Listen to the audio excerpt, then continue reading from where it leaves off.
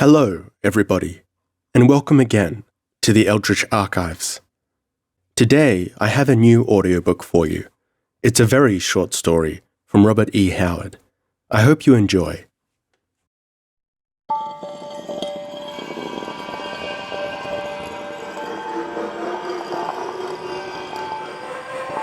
The Curse of the Golden Skull by Robert E. Howard.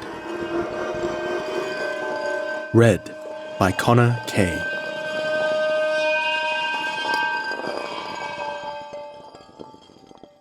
Rotath of Lemuria was dying.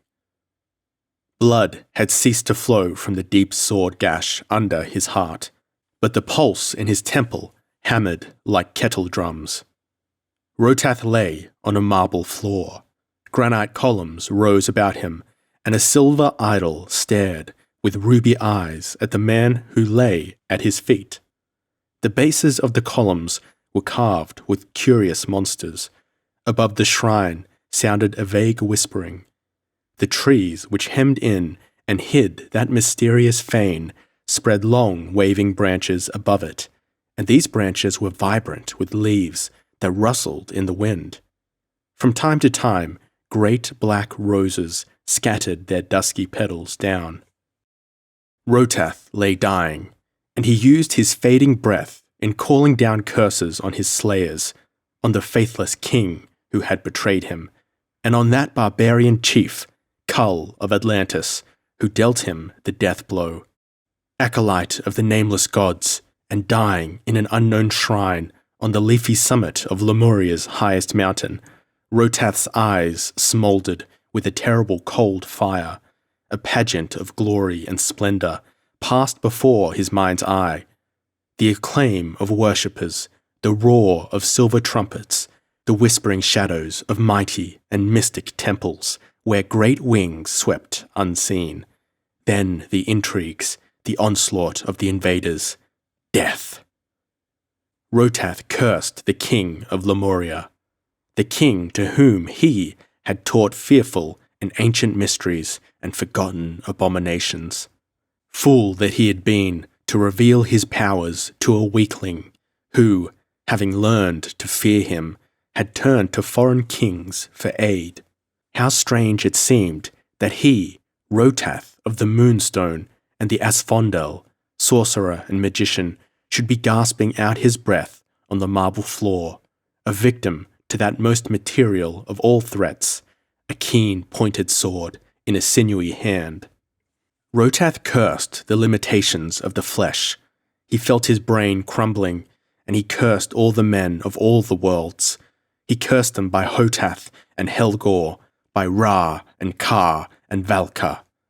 He cursed all men, living and dead, and all the generations unborn for 1,000,000 centuries to come, naming Vrama and Yagta Noga and Kama and Kulthas. He cursed humanity by the fane of the black gods, the tracks of the serpent ones, the talons of the ape lords, and the iron-bound books of Shuma Gorath. He cursed goodness and virtue and light, speaking the names of gods forgotten even by the priests of Lemuria.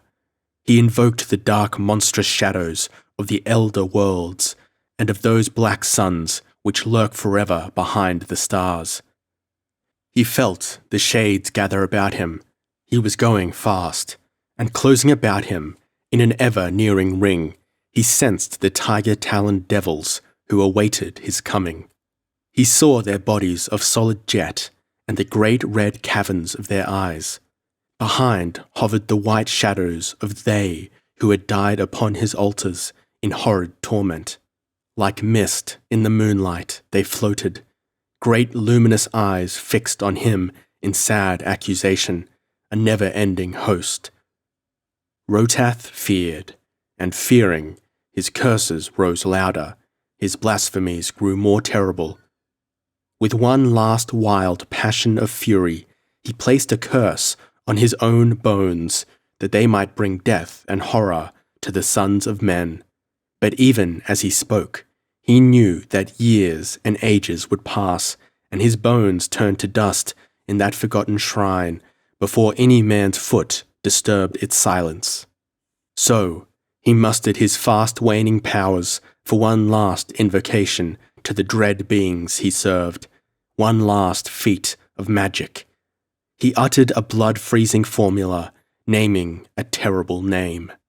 And soon he felt mighty elemental powers set in motion. He felt his bones growing hard and brittle. A coldness, transcending earthly coldness, passed over him, and he lay still.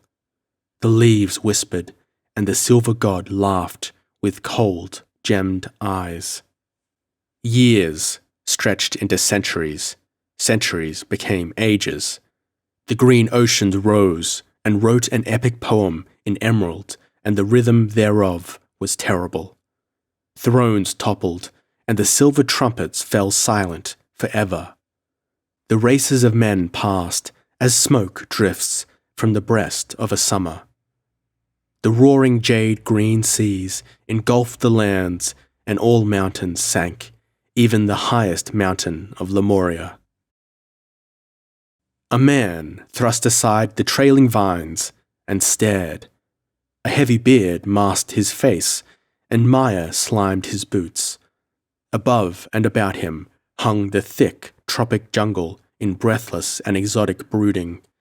Orchids flamed and breathed about him.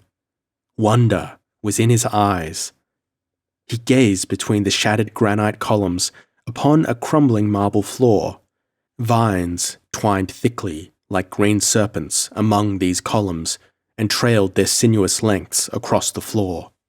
A curious idol, long fallen from a broken pedestal, lay upon the floor and stared up with red, unblinking eyes.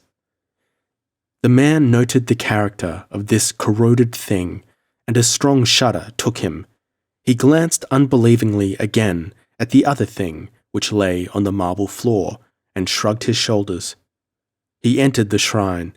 He gazed at the carvings on the bases of sullen columns, wondering at their unholy and indescribable appearance. Over all, the scent of the orchids hung like a heavy fog. This small, rankly grown, swampy island was once the pinnacle of a great mountain, mused the man, and he wondered what strange people had reared up this fane and left that monstrous thing lying before the fallen idol. He thought of the fame which his discoveries should bring him, of the acclaim of mighty universities and powerful scientific societies. He bent above the skeleton on the floor, noting the inhumanly long finger bones, the curious formation of the feet, the deep cavern-like eye sockets, the jutting frontal bone, the general appearance of the great domed skull, which differed so horribly from mankind as he knew it. What long-dead artisan had shaped the thing with such incredible skill? He bent closer, noting the rounded ball and sockets of the joints, the slight depressions on the flat surfaces where muscles had been attached, and he started as the stupendous truth was borne upon him. This was no work of human art. That skeleton had once been clothed in flesh and had walked and spoken and lived. This was impossible, his reeling brain told him, for the bones were of solid gold. The orchids nodded in the shadows of the trees. The shrine lay in purple and black shade. The man brooded above the bones and wondered. How could he know of an elder world of sorcery great enough to serve undying hate, by lending that hate a concrete substance impervious to time's destructions? The man lay his hand on the golden skull. A sudden deathly shriek broke the silence. The man in the shrine reeled up, screaming, took a single staggering step, and then fell, headlong, to lie with writhing limbs on the vine-crossed marble floor. The orchids showered down on him in a sensuous rain, and his blind, clutching hands tore them into exotic fragments as he died. Silence fell, and an adder crawled sluggishly from within the golden skull.